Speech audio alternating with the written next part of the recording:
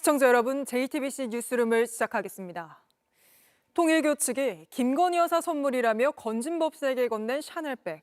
그 행방을 추적해온 저희 JTBC가 이 샤넬백이 김 여사의 최측근에게까지 전달된 사실을 확인했습니다.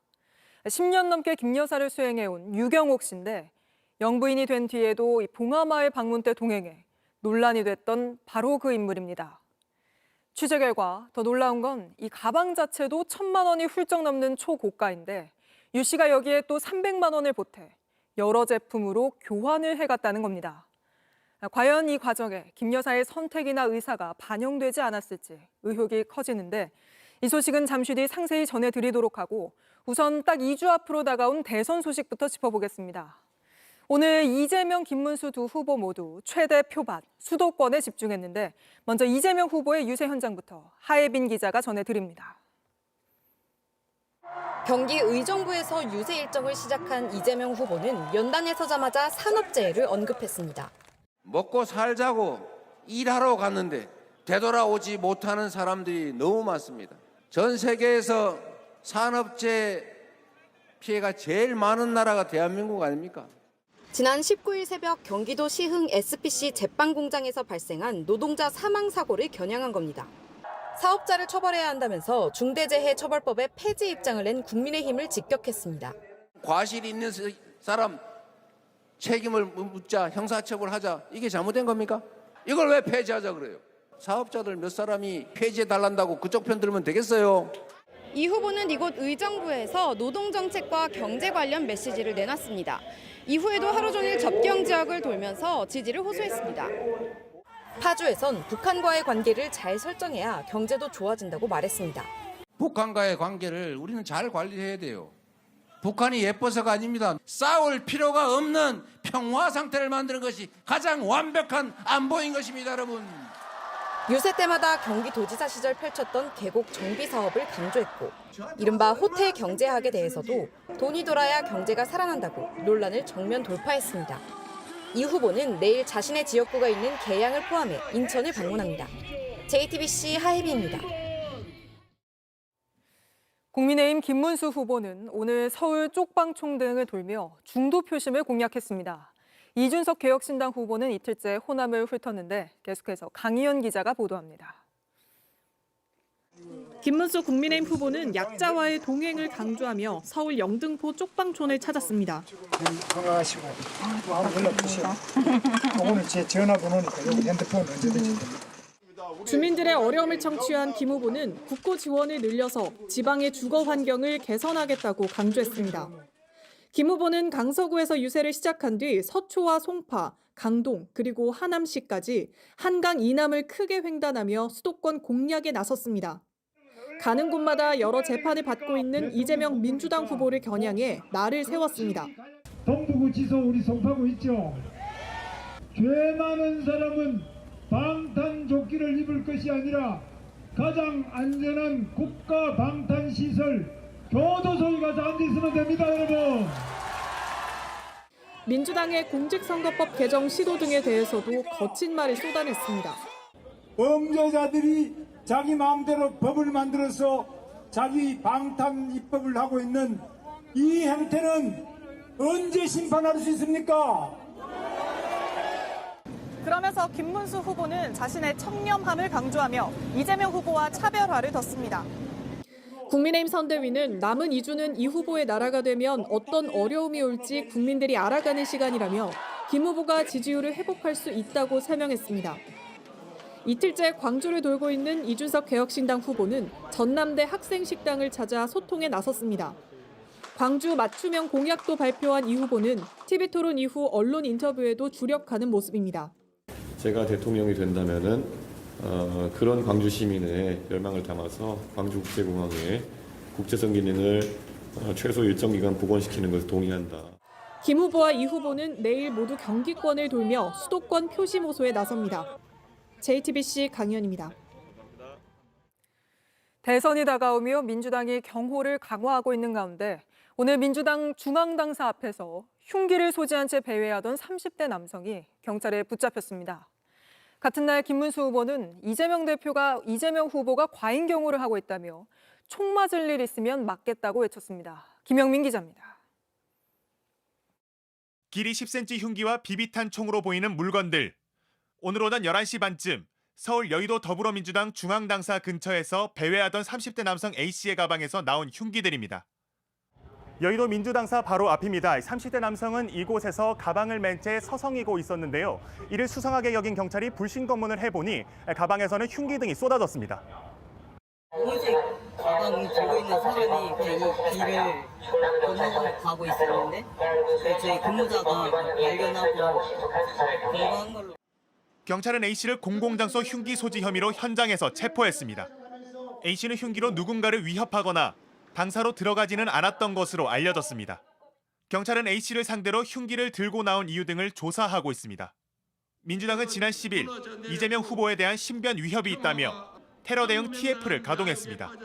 이 후보는 가는 곳마다 3kg의 방탄복을 착용한 채 유세를 벌이고 있습니다. 어제는 방탄 유리까지 설치해 연설에 나서면서 유권자들과 직접적인 신체 접촉도 최소화하고 있습니다.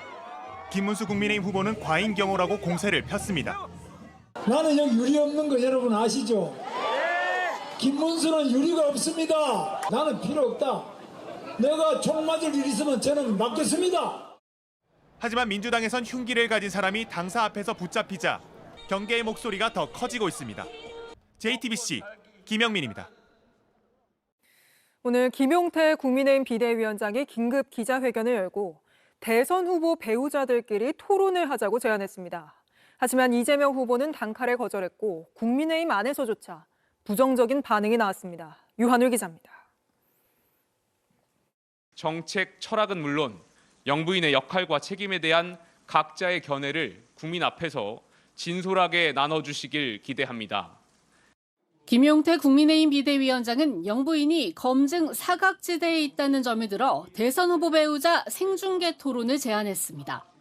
특정 배우자를 겨냥한 게 아니라고 했지만 민주당 이재명 후보 배우자 김혜경 씨의 법인카드 유용 의혹을 겨누는 동시에 김건희 여사 리스크도 감안한 제안이란 해석이 나옵니다. 국민께 희망보다는 실망을 드렸고 통합보다는 분열을 안겨드리기도 했습니다. 더 이상 이런 악순환이 반복되는 일이 없어야 합니다. 김 위원장의 오늘 제안은 김 후보와의 사전 조율 없이 이뤄졌다는 게 김 후보 측 설명입니다. 제가 제안하고 이런 건 아니고 배우자라는 사람이 다 나와 있는 사람인데 검증이 될 필요가 있다면 검증도 하고 또 토론도 하든지. 하지만 민주당에선 김 여사의 수렴청정 의혹을 이제 와서 공식적으로 인정이라도 하겠다는 거냐며 단칼에 거절했습니다. 그게 말이 되는 얘기예요. 이 신성한 주권 행사의 장을 그런 식으로 장난을 치듯이 이벤트화해서는 안 되는 겁니다. 배우자가 없는 이준석 개혁신당 후보도 시간 낭비에 불과하다면서 강하게 비판했습니다. 이런 아무 말 대잔치 하면서 지금 선거 이기겠다는 생각이 뭔지 모르겠는데 제가 김용태 위원장이 앞에 있었으면 저한테 엄청 혼났을 겁니다. 국민의힘 내부에서도 지금 국민들께선 대통령 배우자가 아주 조용히 지내길 바라신다는 부정적인 반응이 나왔습니다. JTBC 유한울입니다. 막판 반전 계기를 만들어 보려는 김문수 후보는 어제에 이어 오늘도 이준석 후보를 향해 우리는 전혀 다를 게 없다며 단일화 러브콜을 보냈습니다. 하지만 이 후보는 단일화는 구태처럼 보일 거라 전혀 할 생각이 없다고 딱 잘라 말했습니다. 배양진 기자입니다. 승부처인 수도권 지지율 전망을 묻자 김문수 국민의힘 대선 후보는 이준석 개혁신당 후보 얘기를 꺼냈습니다. 이준석 후보만 하더라도 우리 당의 대표를 하신 분입니다. 우리 둘이 전혀 다른 게 없습니다. 같이 하는 것이 맞지 않느냐. 이 후보와 경선 기간 과학기술 분야 토론을 벌인 안철수 의원, 친분이 두터운 김용태 비대위원장도 모두 이 후보에게 만남을 제안했습니다. 각각 일정 시간은 전적으로 맞추겠다. 방법론의 여러 차이도 존중하겠다며 자세를 낮췄습니다. 당 내에선 이 후보에게 과거 탈당 사태를 사과하는 발언도 쏟아졌습니다. 중도 확장을 위해선 이 후보와의 연대가 필수라고 보고 당 차원에서 총력을 쏟는 모양새입니다. 하지만 정작 이 후보는 단일화 자체가 구태처럼 보일 거라며 단호하게 선을 그었습니다. 저는 드롭할 생각이 전혀 없고요. 김문수 후보가 드롭하실지는 모르겠습니다. 이재명 민주당 후보로부터 지지율을 빼앗아오지 못하면 단일화를 해도 무의미하단 겁니다. 다만 개혁신당 내에선 잇따른 단일화 요구가 지지세를 넓힐 기회가 될 수 있다고 보는 분위기도 있습니다. 국민의힘 후보론 부족하단 걸 자인하는 꼴 아니냐는 겁니다.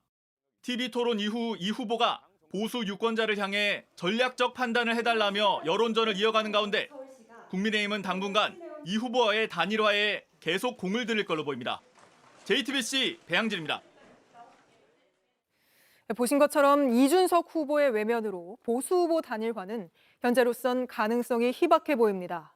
하지만 국민의힘 희망대로 된다면 지금의 판세에 영향을 끼칠 수 있을까요? 각종 여론조사 데이터를 모두 분석해내는 JTBC만의 선거 여론조사 분석 시스템 메타제이로 짚어보겠습니다. 연지환 기자가 나와 있습니다. 왜 국민의힘 김문수 후보 측은 이준석 후보의 외면에도 계속 단일화를 이야기하고 있는 걸까요? 최근 나온 여러 기관의 여론조사를 종합해 내놓는 저희 메타제이의 분석을 보면 그 이유를 짐작해 볼 수 있습니다. 자, 먼저 지난 17일 기준으로 이재명 후보의 지지율은 49.3%, 김문수 후보의 지지율은 36.9%, 이준석 후보 7.9%로 나타났습니다. 이 후보와 김문수 후보의 격차는 12.4%포인트로 여전히 오차범위 밖에 머무르고 있는데요. 아마 국민의힘이 주목하는 건 이 수치들의 단순 합산일 겁니다. 김 후보와 이준석 후보를 합치면 44.8%가 되는 건데요. 메타제이의 오차범위가 플러스 마이너스 3%포인트이기 때문에 오차범위 내로 들어온 걸로 볼 수 있는 측면이 있습니다. 사실 공식 선거운동이 시작된 지난 12일만 해도 메타제이상 이재명 후보가 51.5%, 김문수, 이준석 후보 각각 33.6%, 6.9%였습니다. 2, 3위 두 후보의 지지율을 단순 합산해도 10%포인트 넘는 격차를 보였습니다. 그래서 이번 단순 합산 때의 격차가 줄어든 게 김 후보 측에서 이른바 빅텐트에 더 강하게 집착하는 이유로도 해석이 됩니다. 그런데 이 논리엔 구멍이 있습니다. 바로 단순 합산이라는 점입니다. 최근 리얼미터가 내놓은 가상 양자 대결을 한번 보겠습니다. 이재명 후보와 김문수 후보가 붙었을 때, 그러니까 이준석 후보가 사라진 상황에서 이 개혁신당 지지층은 김 후보에게 표를 던지겠다는 이 응답보다 이재명 후보에게 표를 던지겠다는 응답이 더 많았습니다. 반대로 이재명 후보가 이준석 후보와 대결하면, 그러니까 김문수 후보가 사라진 상황이죠.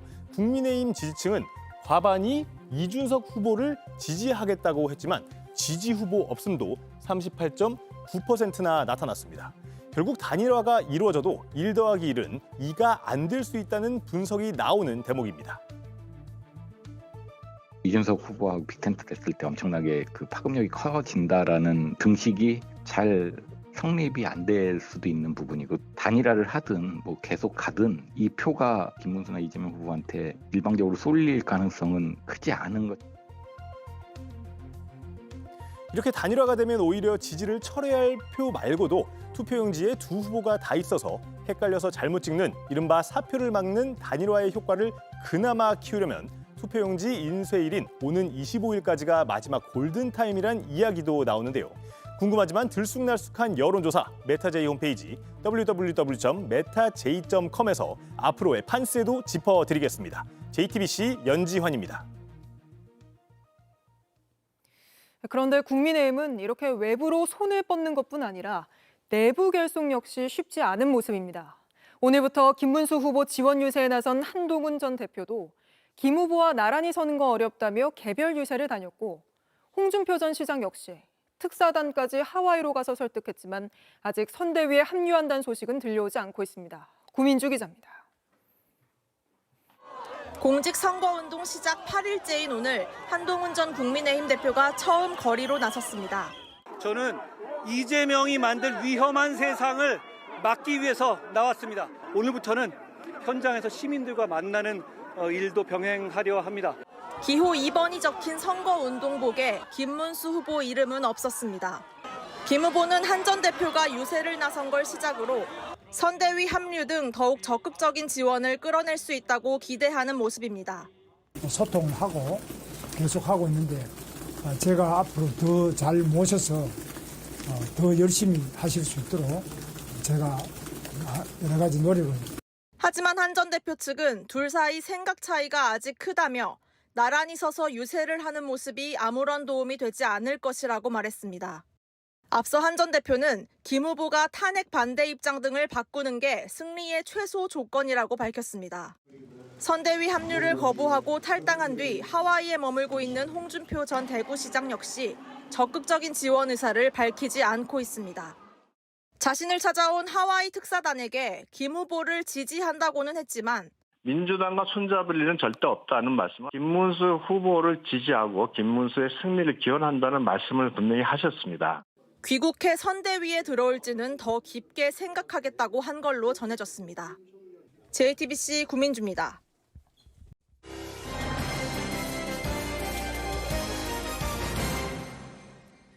네, 이어서 오늘의 대선 현장을 돌아보겠습니다. 최규진 기자가 나와 있습니다. 자, 최 기자, 첫 번째 현장은 어딘가요? 네, 첫 번째 현장, 먼저 민주당 이재명 후보의 현장입니다. 오늘 오전 이재명 후보 경기도 의정부시 유세 현장으로 가는 차 안에서 해외 교포들과 온라인 간담회를 열었는데요. 본인이 사는 곳에 말로 인사를 해달라는 사회자의 요청에 이 후보 이렇게 운을 띄웠습니다. 거기 살고 계신 나라 말로? 아리가또. 내가 쎄쎄했다가. 네, 중국어에 이어 이번에는 일본어도 소환을 했군요. 네, 오늘 이 후보는 자신이 일본에게 적대적일 거라는 건 선입견이라면서 적극적으로 설명하는 모습이었습니다. 자신은 과거사나 독도 문제에는 강경하지만 문화 교류 등 한일 협력에는 매우 적극적이고 개방적이다라고 주장했습니다. 특히 일본 국민들이 매우 호감이라며 추켜 세웠습니다. 직접 영상으로 보시죠. 저는 일본 국민들에 대해서 매우 호감을 가지고 있거든요. 제가 일본 여행을 몇 번 가본 결과로는 정말로 이게 겸손하고 상냥하고요. 열심히 살고 검소하고 정말 배울 게 많은 국민들이더라고요. 일본에 대한 인상을 말한 정도이긴 한데 이 대일 관계 개선이 매우 중요하다면서 불필요한 대립 갈등을 줄여야 한다고도 강조했습니다. 앞서 지난 일요일 TV 토론에서도 이 후보가 과거 일본 군사 군국주의를 우려하면서 적성국가라고 했던 게 도마에 올랐는데요. 토론 영상 잠깐 보시죠. 이재명 후보는 일본 문제를 정치적으로 이용해온 바가 있습니다. 그리고 과거에 일본을 적성국가라고 표현하기까지 했습니다. 이재명 후보 이번 대선 유세 현장에서는 쎄쎄 발언도 여러 번 언급하고 있는데요. 논란을 피하지 않고 정면 대응하겠다는 걸로 보입니다. 네, 알겠습니다. 두 번째 현장은 어디입니까? 네, 다음 현장, 어젯밤 국민의힘 김용태 비대위원장이 서울 서초구의 한 카페를 찾았습니다. 네. 이재명 후보의 커피 원가 120원 발언에 대해서 총공세를 하고 있는 건데 카페 사장들과 간담회를 열었는데요. 김 위원장이 직접 앞치마를 입고 커피를 내리기도 했습니다. 직접 보시겠습니다. 카페를 운영하셨어서 그때 한 몇 년 전인지 기억은 잘 안 나는데 저도 잠깐 아르바이트도 하고 했던 기억이 있습니다. 카페 업주분들은 약 한 60배에서 80배의 폭리를 취하는 것처럼 이제 비춰져서 제가 생각할 때 이건 아닌데. 이 후보가 마치 카페 사장들이 폭리를 취한 것처럼 말했다며 민주당이 자신을 고발한 게 꼰대 정치라고도 비판했습니다. 하지만 오늘 민주당에서도 반박이 이어졌죠. 네, 이재명 후보가 직접 나섰는데요. 하지도 않은 말을 한 것처럼 조작했다면서 허위 사실 공표라고 주장했습니다. 네. 연설 영상 잠깐 보시겠습니다. 날 여당의 대표라는 분이 한 것 같은데 따옴표까지 쳐가지고 자영업자들을 음해했다. 이러면 되겠습니까? 이런 거 낙선시키려고 허위사실 공표한 명백한 범죄 행위 아닙니까? 이 후보는 당시 커피 원두 가격은 공식 자료와 보도가 나왔다면서 왜곡해선 안 된다고도 했습니다. 알겠습니다. 마지막 현장도 바로 가보죠. 네, 마지막 현장. 이번에는 국민의힘 김문수 대선 후보의 현장입니다. 서울 양천구에서 예술문화인 단체들과 만났는데요. 기자들의 질문을 받던 김 후보, 개혁신당 이준석 후보에게 같이 하는 게 맞지 않냐면서 단일화 러브콜을 보냈습니다.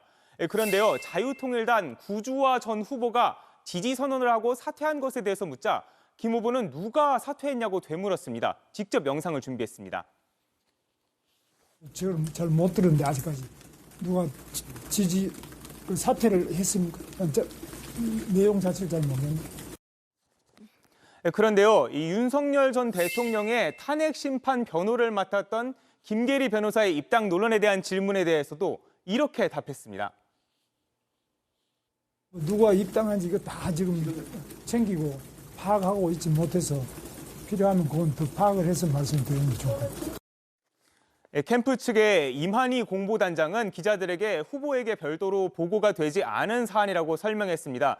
김계리 변호사의 입당 논란에 대해서도 후보가 굳이 언급하지 않아도 될 사안이다라고 선을 그었습니다. 알겠습니다. 오늘은 여기까지 보죠. 최규진 기자였습니다. 오늘부터는 전 세계 118개국에서 재외투표도 시작됐습니다. 25만 명이 훌쩍 넘는 교민들이 투표를 하기 위한 사전 등록을 마쳤는데 그 투표 현장, 도쿄에서 정원석 특파원이 전해드립니다.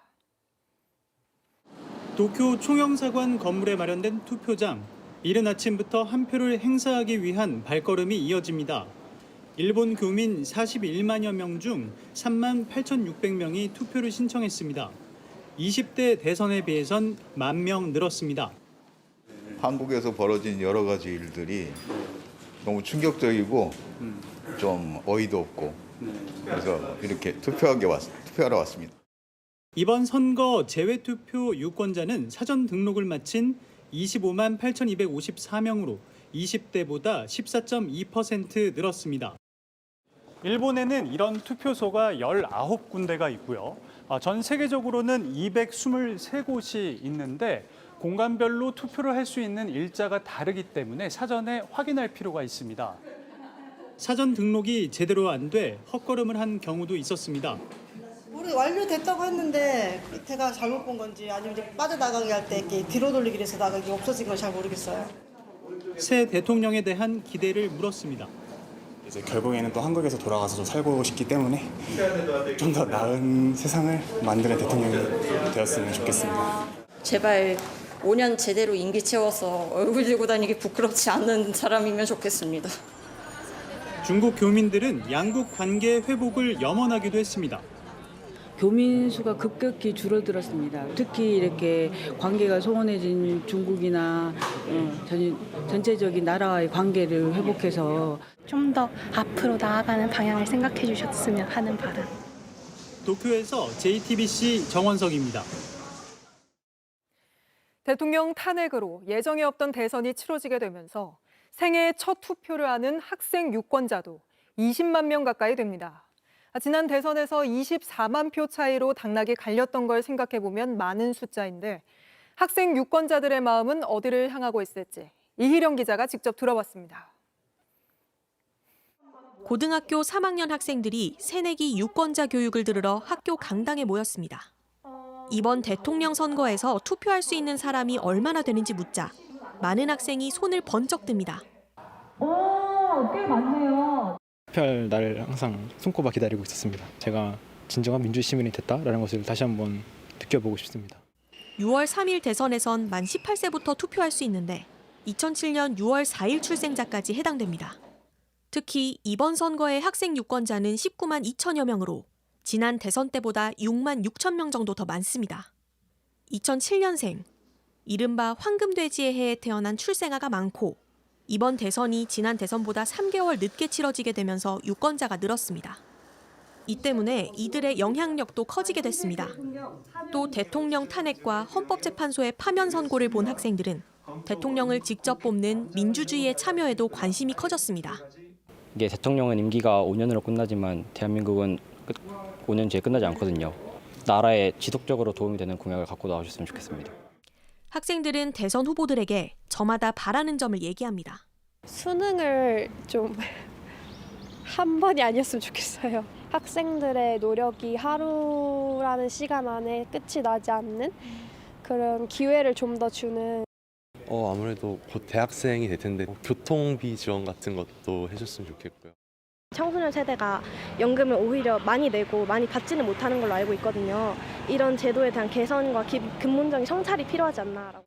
학교들은 투표권 교육을 진행하고 학생들에게 선거법 위반 사례 등도 알릴 예정입니다. JTBC 이희령입니다. 지금부터는 건진법사 의혹 관련 JTBC의 단독 보도 전해드리겠습니다. 통일교 측이 김건희 여사 선물이라며 건진법사에게 전달한 것 중 하나가 1,000만 원을 훌쩍 넘는 샤넬백입니다. 이 샤넬백이 김 여사의 비서 유경옥 씨에게 실제 전달된 걸로 확인됐습니다. 유 씨는 코바나 컨텐츠 시절부터 10년 넘게 김 여사 곁을 지킨 최측근 인사입니다. 먼저 정혜성 기자의 단독 보도입니다. 영국 브랜드 그라프의 6천만 원대 다이아몬드 목걸이, 샤넬 가방, 그리고 천수삼 농축차. 2022년 윤석열 전 대통령이 당선된 직후 통일교 측이 김건희 여사 선물이라며 건진법사에게 건넨 겁니다. 그동안 건진법사는 잃어버렸다고 주장했습니다. 통일교 청탁으로 김 여사한테 목걸이랑 금품 전달한 거 인정하시나요? 검찰이 윤 전 대통령 부부 아크로비스타 자택과 김 여사 수행비서 2명 자택 등을 압수수색한 건 4월 30일. 그런데 이후 검찰이 김 여사 측에 샤넬 가방이 전달된 결정적 증거를 확보한 거로 알려졌습니다.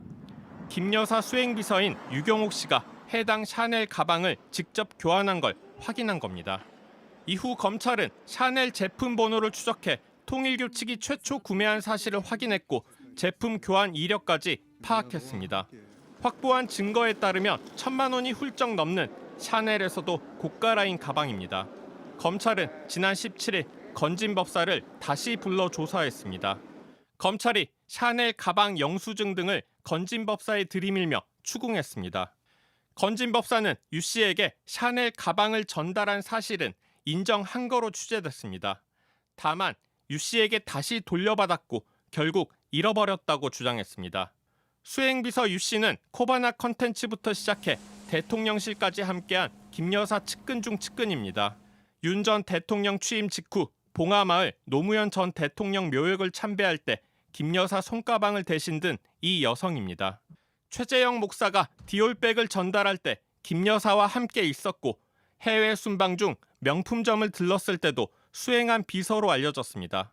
검찰이 어떻게 김 여사의 측근인 수행비서에게 다시 돌려달란 지시를 할 수 있는지 물었지만 건진법사는 제대로 답하지 못했습니다. 진술의 신빙성이 없다고 판단한 검찰은 추가 소환 조사 계획을 잡았습니다. JTBC 정혜성입니다. 김건희 여사의 최측근 유경옥 씨는 건진법사에게서 샤넬백을 그냥 받기만 한 게 아니라 직접 샤넬 매장을 방문해서 다른 제품으로 바꾸기까지 한 걸로 검찰은 보고 있습니다. 처음엔 100만 원을 보태서 다른 샤넬 가방으로 바꿨고 그 다음엔 200만 원을 추가로 내고 또 다른 샤넬 가방과 샤넬 제품으로 바꿨습니다. 이게 과연 김 여사가 모르는 상태로 가능할 수 있는 건지 계속해서 이은진 기자의 단독 보도입니다. 검찰은 유 씨가 건진법사로부터 받은 샤넬 가방을 교환한 사실을 확인했습니다. 검찰이 확인한 교환 이력입니다. 유 씨는 1,000만 원이 훨씬 넘는 샤넬 가방을 2차례 교환했습니다.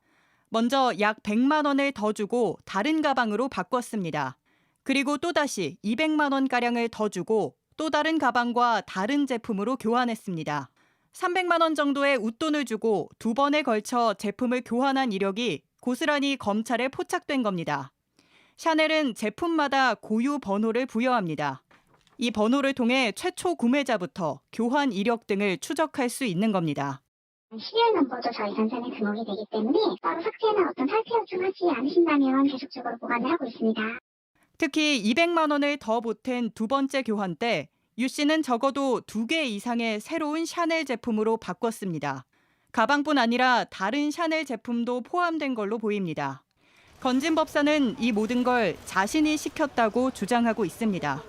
웃돈 300만 원도 자신이 내줬다면서 여러 제품으로 바꿔서 여러 사람에게 선물하려고 교환했는데 모두 잃어버렸다고 한 걸로 파악됐습니다. 하지만 돈을 준 증거는 제출하지 않았습니다. 검찰은 코바나 컨텐츠 시절부터 김 여사의 최측근이었고 부속실 행정관으로 수행한 유경옥 씨가 건진법사의 말을 듣고 김 여사와 무관하게 이런 일을 독자적으로 수행했다는 건 신빙성이 낮다고 판단하고 있습니다. 유 씨가 샤넬백 전달과 웃돈을 주고 다른 샤넬 제품으로 교환한 건 모두 김 여사 뜻일 가능성이 있다고 의심하는 겁니다. JTBC 이은진입니다. 보신 것처럼 통일교 측이 준비한 1,000만 원이 훌쩍 넘는 샤넬백은 건진법사를 거쳐서 김건희 여사의 최측근 유경옥 씨에게 전달됩니다. 이 샤넬백을 누가 구매한 건지 제품 번호를 역추적했더니 윤 전 대통령과 독대했다던 당시 통일교 본부장의 처제 이름이 나왔습니다. 이어서 이자연 기자의 단독 보도입니다. 검찰은 김 여사의 수행비서 유경옥 씨가 두 차례에 걸쳐 교환한 샤넬 제품들을 역추적했습니다. 통일교 측이 2022년 윤석열 전 대통령 당선 이후 건진 법사에게 김건희 여사 선물이라고 준 1,000만 원 훨씬 넘는 원래 그 샤넬백의 구매자를 찾기 위해서입니다. 제품 번호를 역추적한 결과 샤넬 전산망에 등록된 구매자는 이모 씨였습니다. 건진 법사에게 김 여사 선물을 건넨 전 통일교 세계본부장 윤모 씨의 처제 이름입니다.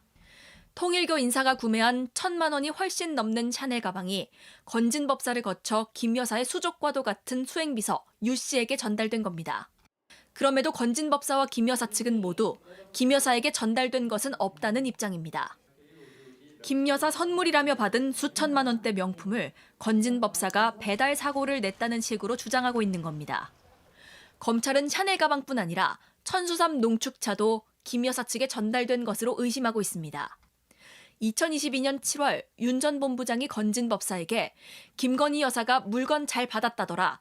여사님께서 건강이 좋아지셨다고 한다는 취지의 문자 메시지를 보냈기 때문입니다. 검찰은 김 여사와 비서 유 씨, 그리고 건진 법사 간 말맞추기가 우려되는 상황인 만큼 건진 법사 등에 대한 구속영장 재청구 등을 검토하고 있습니다. JTBC 이자연입니다. 네, 통일교 측이 건진 법사에게 건넨 샤넬백이 김건희 여사의 수행비서에게 전달됐다는 게 JTBC 취재 결과 처음으로 확인됐습니다. 이 내용 사회부 정인아 기자와 자세히 짚어보겠습니다. 정 기자, 건진 법사는 그동안 선물들을 받기는 했지만 내가 잃어버렸다 이렇게 주장을 했었는데 이 샤넬백이 실제로 김 여사의 수행비서에게 전달이 된 게 확인이 됐군요. 네, 지금까지는 2022년 윤석열 전 대통령 당선 이후 통일교 본부장이 김건희 여사 선물이라며 건진 법사에게 영국 고가 브랜드 그라프의 다이아 목걸이와 샤넬 가방을 전달했다는 사실까지만 알려졌습니다. 네. 건진 법사는 이 모두를 잃어버렸다고 했습니다. 하지만 이들 선물 중 고가의 샤넬 가방은 김건희 여사 최측근인 수행 비서에게 실제로 전달된 사실이 저희 취재 결과 확인됐습니다. 검찰은 6천만 원대 그라프 목걸이와 국내에서 시판되지 않는 천수삼 농축액도 김 여사에게 전달됐는지 수사하고 있습니다. 게다가 이 샤넬백을 받았다는 유경옥 씨는 단순한 수행비서가 아니잖아요. 저희가 김건희 여사의 최측근이다 이렇게 표현하는 이유가 있죠? 네, 맞습니다. 이 김건희 여사가 운영하는 회사 코바나 콘텐츠 직원 출신으로 이 김 여사가 대통령실에 들어오자 행정관급 비서를 맡아서 가장 가까운 거리에서 김 여사를 모셔온 인물입니다. 지난 2022년 9월 최재형 목사가 김 여사에게 디올 가방을 건넬 때 찍은 영상에도 유 씨가 함께 있던 모습이 포착됐습니다. 네. 2023년 베트남 하노이 순방 당시 김 여사가 명품점을 들렀을 때에도 수행 비서로 같이 있었습니다. 윤 전 대통령 취임 직후 봉하마을에 가서 노무현 전 대통령 묘역을 참배할 때 유 씨는 김 여사의 가방을 들어주기도 했습니다. 당시 김 여사가 명태균 씨, 김영선 전 의원과 KTX 진영역에서 만날 때에도 유 씨가 연락하면서 연결한 걸로 알려졌습니다. 지금까지 드러난 것만 봐도 김 여사의 그림자 같은 인물이란 걸 알 수 있습니다. 따라서 검찰은 유 씨가 이 건진 법사 지시를 받아서 웃돈을 더해 샤넬의 새로운 제품으로 교환하고 이 새로운 제품을 다시 건진에게 돌려줬다는 해명이 신빙성이 없다고 보고 있습니다. 저희가 취재한 바로는 건진 법사는 다른 여러 선물을 마련하기 위해 교환을 했다고 해명했는데 왜 그걸 김 여사 최측근 비서를 통해 했는지 명확히 설명하지 못하고 있습니다. 네. 그런데 만약 유 씨도 김 여사와 상관없이 이 샤넬 제품을 교환해서 건진 법사에게 돌려줬다면 법적 책임을 떠안을 수 있기 때문에 향후 어떤 진술이 새롭게 나올지는 지켜봐야 합니다. 그러니까 정리를 하면 김 여사의 그림자 같은 사람이 샤넬백을 받았다. 게다가 이걸 직접 샤넬 매장에 가서 다른 제품으로 바꿨다라는 건데 그래서 검찰은 이게 과연 김건희 여사 모르게 가능한 거냐 이렇게 의심하고 있는 거죠? 네, 이 검찰이 유경옥 씨를 압수수색하고 수사 대상으로 삼은 건 이 김 여사의 일거수일투족을 그림자처럼 수행하는 인물이기 때문입니다. 네. 이 검찰은 구매 및 교환 내역 등을 토대로 유 씨가 샤넬 가방을 교환한 사실을 확인한 걸로 취재됐습니다. 이 샤넬 측도 검찰 수사에 협조하고 있다고 설명했는데요. 이 건진 법사가 부인하지 못하는 것도 이 때문입니다. 이 검찰은 이미 통일교 측에서 준비한 고가의 선물들을 대통령 직무와 관련한 청탁 목적이라고 판단하고 있습니다. 이 때문에 김 여사가 가방 등 선물을 받았다면 김 여사에게도 청탁금지법 혐의를 적용할 수 있습니다. 네. 한 가지 더 짚어볼게요. 좀 더 수사가 진행이 돼야겠지만 윤석열 전 대통령도 이 문제로 수사 대상이 될 수 있습니까? 네, 윤 전 대통령이 샤넬 가방 등 고가의 선물이 전달된 정황을 알고 있었다면 윤 전 대통령도 수사 대상에 포함될 수 있습니다. 네. 또 김 여사 선물을 준비한 통일교 본부장이 지난 2022년 3월 윤 전 대통령과 1시간가량 독대를 했다고 통일교 행사에서 밝힌 바 있는데요. 이게 사실인지도 검찰은 확인하고 있습니다. 이때 어떤 대화가 오갔는지 역시 조사가 필요한 상황입니다. 네, 오늘 여기까지 듣죠. 정인아 기자였습니다. 네, 이런 가운데 도이치모터스 주가 조작 사건과 관련해서 김건희 여사를 무혐의 처분했던 이창수 서울중앙지검장과 조상환 4차장 검사가 최근 사표를 제출한 걸로 확인됐습니다. 검찰은 현재 김 여사에 대한 재수사를 진행하고 있습니다. 이 소식은 박현주 기자입니다. 서울중앙지검 수사를 책임지는 이창수 서울중앙지검장과 조상원 4차장 검사가 사직 의사를 밝힌 것으로 확인됐습니다. 두 검사는 김건희 여사의 도이치모터스 주가 조작 의혹과 명품백 수수 의혹 수사가 진행되던 지난해 5월 임명됐습니다. 열심히 수사해서 죄가 있으면 있다 하고 죄가 없으면 없다고 하면 됩니다.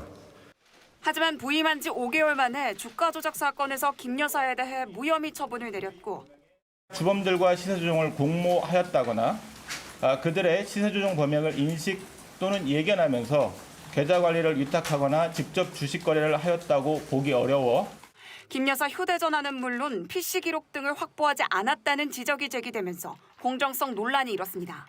결국 서울고검은 고발인 항고를 받아들이고 전담수사팀을 꾸려 김 여사에 대한 재수사를 진행했습니다.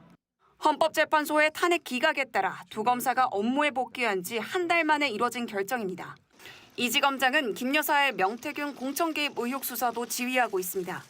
두 사람의 사직서 수리 여부는 법무부가 최종 결정할 예정입니다. JTBC 박현주입니다. 윤 전 대통령은 계엄 실패 직후 2차 계엄을 검토한 게 아니냐는 의혹도 받고 있습니다. 특히 곧바로 계엄 해제를 선언하지 않고 지하 벙커를 방문해 논란이었는데 JTBC가 당시 CCTV 장면을 입수했습니다. 윤 전 대통령이 국회 계엄 해제 의결 15분쯤 뒤에 지하 벙커에 들어서는 장면이 담겨 있습니다. 윤정주 기자의 단독 보도입니다. 지난해 12월 4일 새벽 합동참모본부 지휘통제실의 출입문입니다. 가장 앞에서 출입문을 통과하려는 사람이 윤석열 전 대통령입니다. 정장 차림에 넥타이를 매지 않은 모습입니다. 합참 직원으로 추정되는 인물이 옆에서 출입증으로 문을 열어주고 있습니다. 뒤로는 정장 차림을 한 10명 안팎의 남성들이 따르고 있습니다. 검찰 특별수사본부는 윤 전 대통령이 합참 지휘통제실 출입문을 통과한 시각을 새벽 1시 16분 20초에서 22초 사이라고 특정했습니다. 국회가 계엄 해제 요구 결의안을 의결한 지 15분가량 지난 시점입니다. 윤 전 대통령이 합참 지휘통제실에 간 사실은 알려졌지만 그 모습과 정확한 출입문 통과 시각이 공개된 건 처음입니다. 윤 전 대통령은 국회 의결에 따라 계엄군이 철수했다고 했지만 국회의 해제 요구 결의가 이루어진 이후에 즉시 모든 병력을 철수했습니다. 정작 윤 전 대통령은 계엄 해제를 위한 국무회의를 바로 소집하지 않고 그 시간에 합참을 찾았습니다. 지휘통제실에 들어간 뒤엔 결심지원실이란 별도 공간으로 이동했습니다. 당시에 잠시 장관님 따라 들어갔을 때 대통령님께서 국회 법령집을 달라고 찾으셨고 이곳에서 김용현 전 국방부 장관으로부터 계엄에 대한 보고도 받았습니다. 비교적 장시간 침묵이 이루어졌고요. 그리고 장관님께서 이제 몇 가지 현안을 보고드렸는데 제가 결국 윤 전 대통령은 국회가 계엄 해제를 의결한 지 3시간 반가량 지난 새벽 4시 30분에서야 계엄을 해제했습니다. JTBC 윤정주입니다. 윤 전 대통령이 2차 계엄에 대해 언급했다는 군 간부들의 증언도 여럿입니다. 특히 윤 전 대통령이 2번, 3번 하면 된다, 다시 걸면 된다고 말하는 걸 직접 들었다는 증언도 있습니다. 이어서 여도현 기자입니다. 합참 소속 군인 A씨는 윤석열 전 대통령을 수행했던 박안수 당시 계엄사령관을 따라 결심실로 들어갔습니다. 윤 전 대통령이 김용현 전 장관, 박 전 사령관과 회의하는 자리엔 가림막이 쳐져 있었지만 목소리는 들을 수 있었습니다. A씨는 이때 들었던 대화 내용을 검찰에 진술했습니다. A씨는 김 전 장관이 뭐라고 말하자 윤 전 대통령이 그걸 핑계라고 돼요라고 하며 그러게 사전에 잡으라고 했잖아요. 다시 걸면 된다라고 말했던 기억이 난다고 했습니다.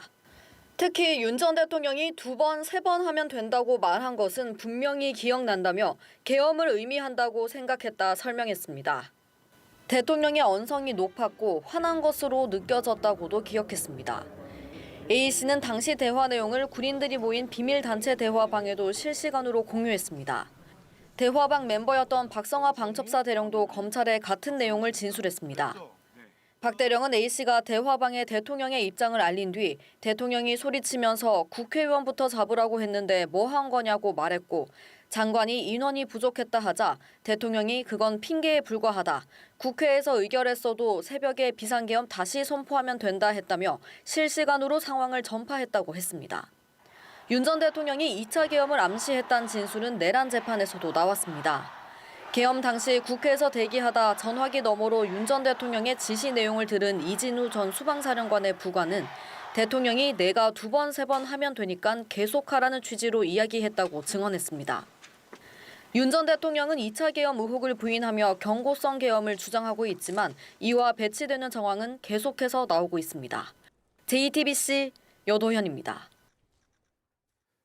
오늘 군사법원 재판에 증인으로 나온 이진우 전 수방사령관도 계엄 당시 윤 전 대통령에게서 이런 지시를 받았다고 증언했습니다. 윤 전 대통령이 화를 내면서 문을 부수고라도 들어가라고 했고 4명이 1명씩 업고 나오라고 했다는 겁니다. 조보경 기자입니다. 이진우 전 수도방위 사령관은 국회와 헌재 등에서 윤석열 전 대통령의 지시에 대해 증언을 거부해왔습니다. 부관이 최근 재판에서 대통령 지시 들었다고 증언했는데 이거에 대한 입장이 혹시 있으실까요, 사령관님? 하지만 오늘 재판이 시작되자 국회로 출동했던 계엄 당일 상황을 비교적 구체적으로 증언했습니다.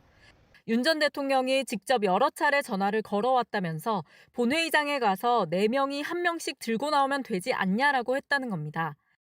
이어 걸려온 통화에선 화를 많이 냈고 발로 차고 문을 부수고라도 들어가라고 했다며 그때부터 정상적 이야기가 아니란 생각이 들었다고 했습니다.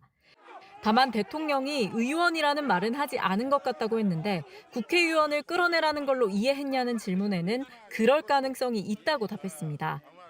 지난주 윤 전 대통령 재판에 증인으로 나온 이 전 사령관의 부관이 총을 쏴서라도 문을 부수고 들어가라는 대통령의 지시를 들었다고 했는데 이 전 사령관 역시 비슷한 취지의 증언을 한 겁니다. 윤 전 대통령의 구체적 지시가 다시 한번 드러난 건데 윤 전 대통령 측이 그간 경고성 계엄 혹은 호소형 계엄이라고 한 주장은 말이 안 된다는 지적이 나오는 대목입니다.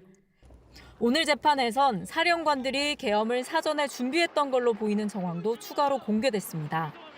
이 전 사령관은 계엄 선포 전날 여인영 전 방첩사령관과 전화 통화를 하던 도중 휴대전화로 대통령에게 국회 해산권이 있는지를 검색했던 걸로 나타났습니다.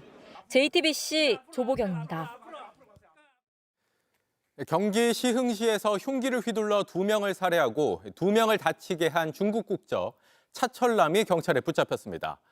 차 씨는 자신이 빌려준 돈 3천만 원을 갚지 않았다는 이유로 평소 가까이 지냈던 피해자 형제를 살해한 걸로 조사됐습니다. 김지윤 기자입니다. 늦은 밤 호송 차량에서 내려 경찰서로 걸어가는 남성. 경기 시흥에서 흉기 난동을 벌인 중국 국적의 57살 차철남입니다. 차 씨는 지난 17일 자신과 알고 지내던 50대 중국인 형제 2명을 둔기로 살해했습니다. 저한테 돈을 꺼갖고 그걸 갚지 않고 12년씩. 숨진 피해자 중 형인 A씨가 12년 전부터 자신에게 3천만 원을 빌린 뒤 갚지 않았다는 이유였습니다. 차 씨는 오후 4시쯤 술을 먹자며 A씨를 자신의 집으로 부른 뒤 둔기로 살해했습니다. 그리고 1시간 뒤 5분 거리에 있는 A씨의 동생 B씨의 집에 찾아가 같은 수법으로 범행을 저질렀습니다. 시신을 집에 방치한 차 씨는 지낼 곳이 없어지자 숨진 B씨의 자동차를 훔쳐 차 안에서 생활했습니다. 그리고 이틀 뒤인 어제 오전 추가 범행을 마음먹고 집 근처 편의점 주인인 60대 여성에게 흉기를 휘두른 것으로 조사됐습니다. 4시간 뒤엔 편의점에서 약 1km 떨어진 탁구장 주차장에서 자신의 집주인인 70대 남성에게 흉기를 휘둘렀습니다.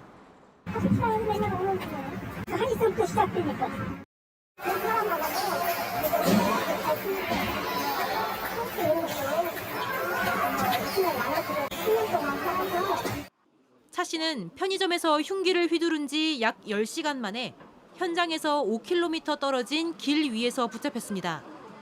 경찰 조사에서 차 씨는 피해자들이 자신을 험담하거나 무시해서 범행을 저질렀고 우발 범죄였다고 주장했습니다.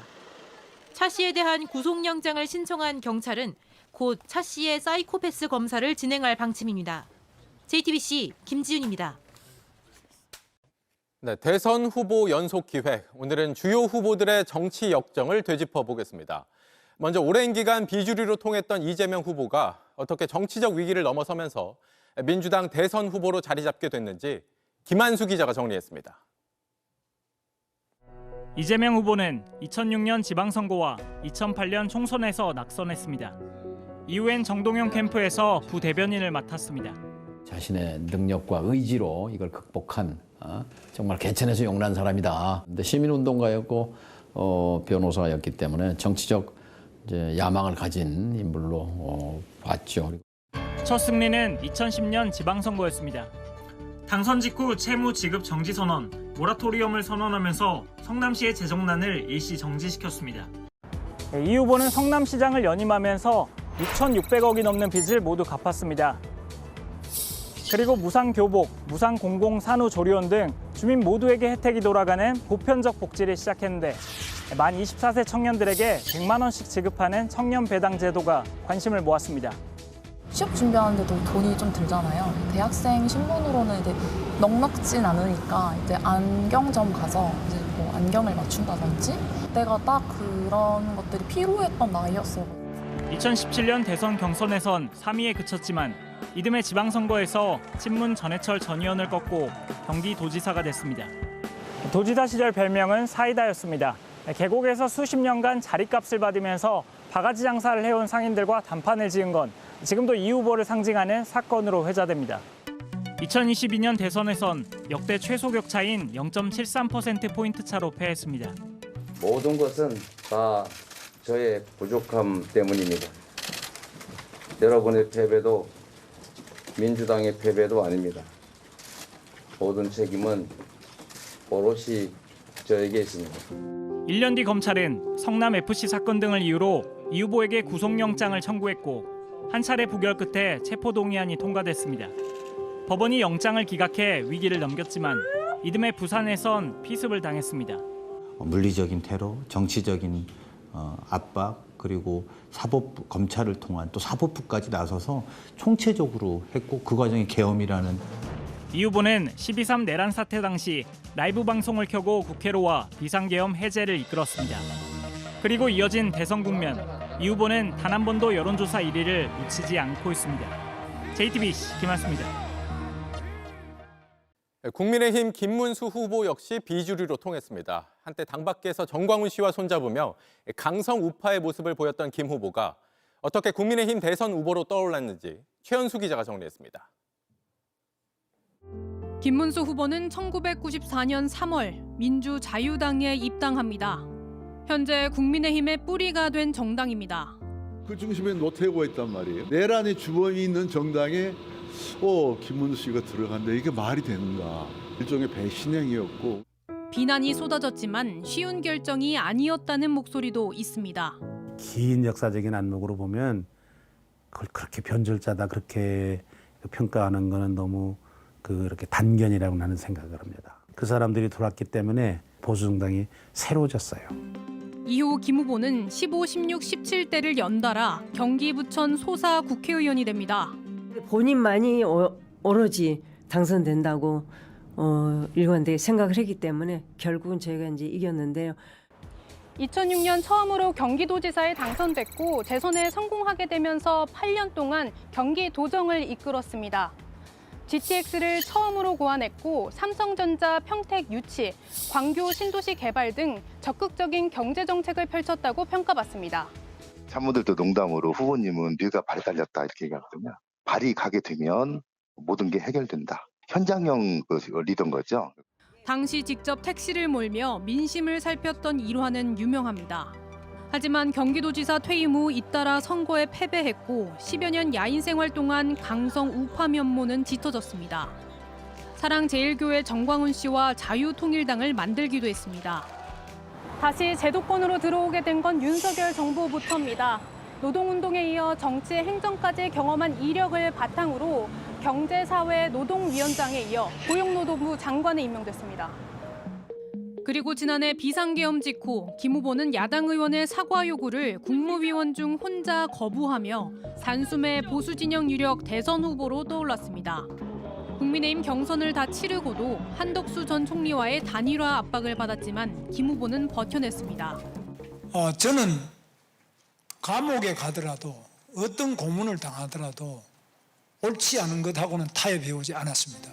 결국 국민의힘 후보로 대선에 나선 김 후보, 정직하고 청렴하다는 평가와 오른쪽으로 치우쳤다는 우려를 동시에 받으며 이재명 후보를 추격하고 있습니다. JTBC 최현수입니다.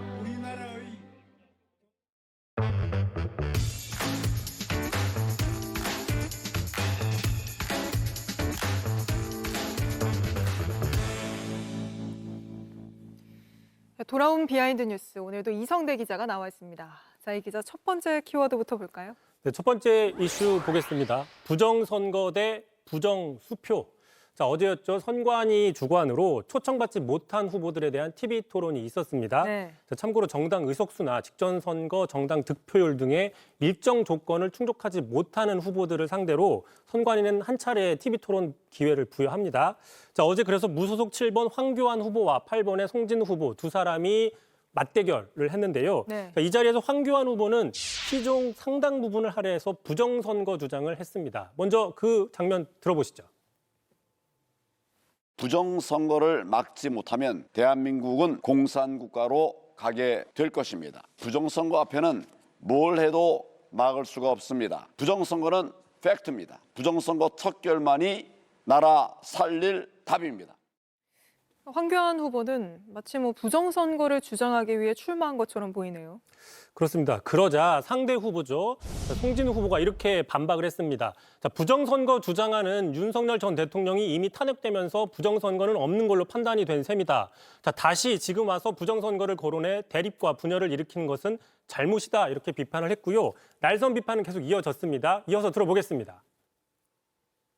후보님이 지금 이 토론 시간에 처음부터 지금까지 부정선거에 대해서 영리를 말씀한 부정선거에 대해서 단속하는 것은 맞습니다. 하지만 직문즉답하기보다는 절차 있게 해주시는 것이 우리 현명한 지식인으로서 해야 될 것이 아닌가. 참고로 그 송진호 후보는 잘 모르실 수 있는데요. 네. 그 후보자 선거 공보물에 그 후보자 범죄 경력이 있습니다. 여기 보시면 1997년 부정수표 단속법 위반, 징역 10개월, 집행유예 2년 등 여러 가지 전과가 기록이 되어 있습니다. 네, 그래서 제목이 부정선거 대 부정수표인 거군요. 그렇습니다. 참고로 황교안 후보는 정치권에서 잘 알려진 인물이지만 무명에 가까운 말씀하신 것처럼 부정수표 또 사기 등의 전과 경력인 후보한테도 이 부정선거 주장을 비판받고 있는 셈이죠. 네. 자, 말 나온 김에 군소 후보 TV 토론은 대선 때마다 종종 화제가 되고 있습니다. 자, 그동안 가장 화제가 됐던 인물 바로 이 사람인데요. 자, 직접 보겠습니다. 박정희 대통령이 저에게 준 50년 된 협대입니다. 영상에 보이시는지 모르겠네. 이걸 내가 지금도 차고 있습니다. 굉장히 오래됐죠? 이거 박 대통령이 준 지봉입니다. 지금 허경영 씨는 구속 상태죠. 네, 알겠습니다. 다음 이슈도 바로 볼까요? 자, 두 번째 이슈 바로 보겠습니다. 자, 지금은 사라진 것들. 자, 이번 대선의 특징을 찾아보면요. 지난 대선에서 화제를 모았던 공약들이 아직까지는 보이지 않는다는 겁니다. 자, 먼저 이재명 후보 측인데요. 제가 민주당 측에 확인을 해봤더니 지난 대선에 상당히 화제를 모았던 그 탈모 치료에 건강보험을 적용해주겠다라는 공약에 대해서 지금 넣을지 말지 검토 중이다. 이렇게 답변을 하고 있습니다. 자, 당시 이 탈모 치료 공약을 하면서 이재명 후보가 이재명을 뽑는 건 아니다. 심는 겁니다. 이런 그 홍보를 해서 상당히 화제가 된 적이 있습니다. 네. 참고로 이 탈모인들은 저 뽑는다라는 표현에 상당히 민감한 걸로 알려져 있습니다. 네, 기억이 납니다. 근데 이번에는 왜 아직 공약에 들어가지 않은 건가요? 일단 그 건강보험 재정 부담이 상당히 늘어나기 때문에 예산 확보에 문제가 있는 것이고 네. 또 탈모가 필수 의료가 맞느냐, 이거 포퓰리즘 아니냐 이런 논란이 재현될 수 있다 이런 우려도 있는 거고요.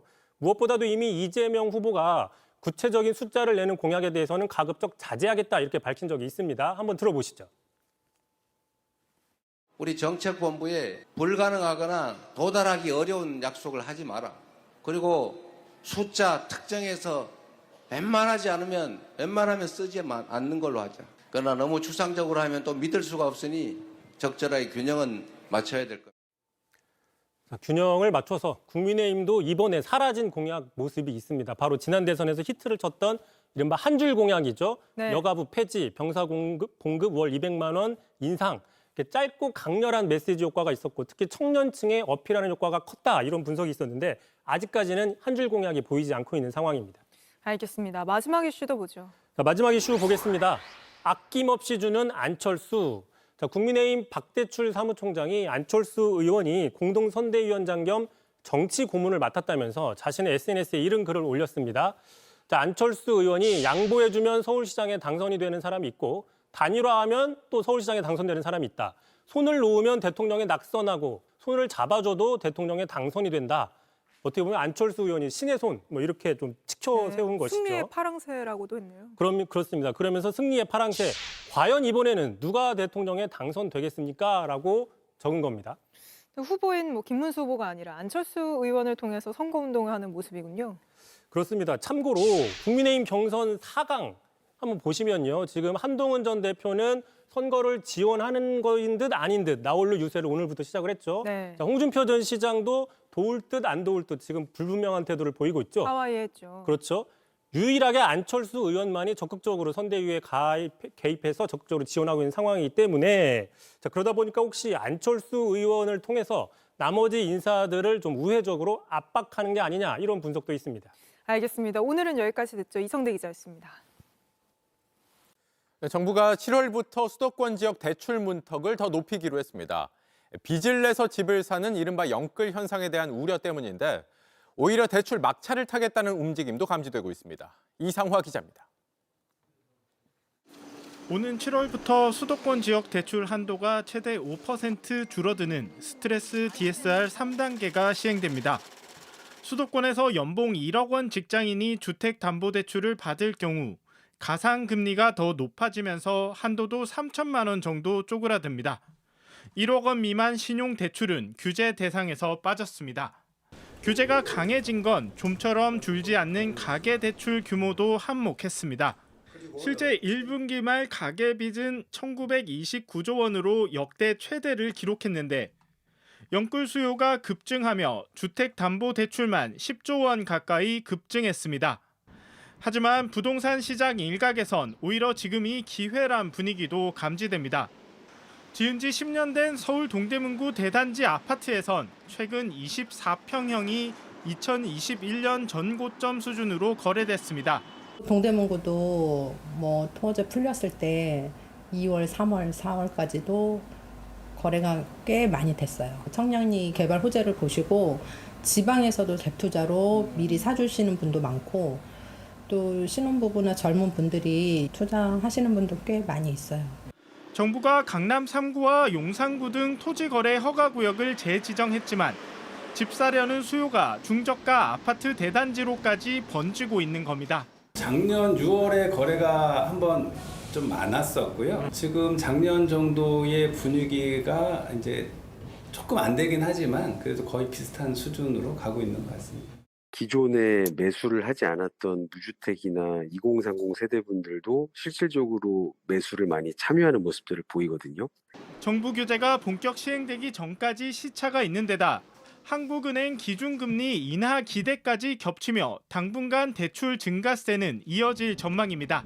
JTBC 이상화입니다. 오늘 야구는 여기가 가장 궁금하죠. LG와 롯데가 맞붙은 엘롯 라시코가 시작됐습니다. LG는 홍창기 선수의 무릎 수술 결정 소식이 전해졌고요. 롯데는 8년차 전민재 선수의 활약 속에 오늘은 9년차 투수 윤성빈을 깜짝 카드로 내세웠습니다. 홍지용 기자입니다. 잠깐 주춤하던 롯데가 지난 삼성전에서 힘을 낼 수 있었던 이유, 이 선수 덕분이기도 합니다. 까다로운 땅볼 타구를 잡아서 2루로 건네 병살타를 만들고 직선으로 뻗어나가는 공도 얼른 낚아챕니다. 흔들릴 만한 상황에서 안타를 지우고 아웃을 추가하는 호수비의 힘은 클 수밖에 없는데 유격수 전민재는 돌아오자마자 김태형 감독을 순간순간 미소 짓게 했습니다. 방망이까지 꺼질 줄 모릅니다. 충격의 헤드샷으로 눈에 공을 맞아 보름 넘게 쉬다 왔는데도 복귀 이후 삼성과의 3연전에서 시원한 석점 홈런을 더해 9타수 4안타를 때려냈습니다. 어느새 프로 8년차, 앞선 두산에선 출전 기회가 들쭉날쭉했고 잘할 때와 못할 때 기복이 있었다면 롯데로 와선 완전히 다른 모습입니다. 2위 롯데는 이딴 헤드샷 공포 속에서도 3연승을 했고 오늘은 1위 LG를 만났습니다. 선발 투수는 프로 9년차 미완의 유망주로 불렸던 윤성빈을 내세웠습니다. LG는 1회 긴장한 윤성빈을 상대로 투아웃 이후 말로 찬스를 잡았고 송찬희의 밀어내기 볼넷과 구본혁의 적시타로 석점을 따내며 앞서 나갔습니다. 윤성빈은 2회 아웃 카운트를 잡지 못하고 추가로 석점을 더 내준 뒤 교체됐습니다. LG는 이후 송찬희의 말로 홈런까지 터지며 격차를 벌렸습니다. JTBC 홍지웅입니다.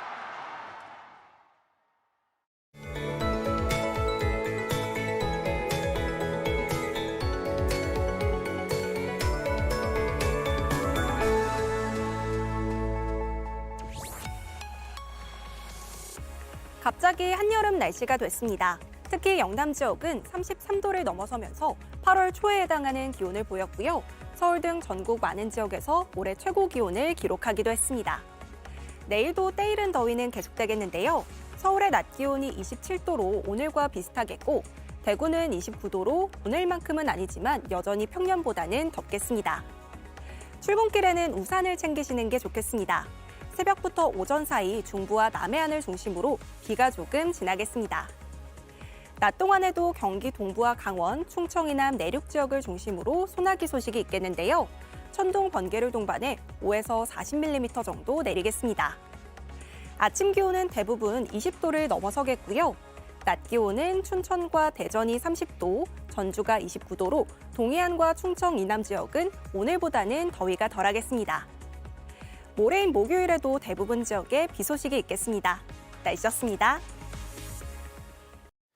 JTBC의 건진법사 게이트 특종 보도가 한국기자협회의 이달의 기자상을 수상했습니다. JTBC는 통일교측이 김건희 여사 선물이라며 다이아몬드 목걸이 등을 건진법사에게 전달했다는 사실을 처음 보도했고 관련 의혹을 계속해서 추적하며 보도를 이어가고 있습니다. 이 보도는 방송기자연합회 이달의 방송기자상에도 선정됐습니다. 뉴스룸 저희가 준비한 소식은 여기까지입니다. 시청해주신 여러분 고맙습니다.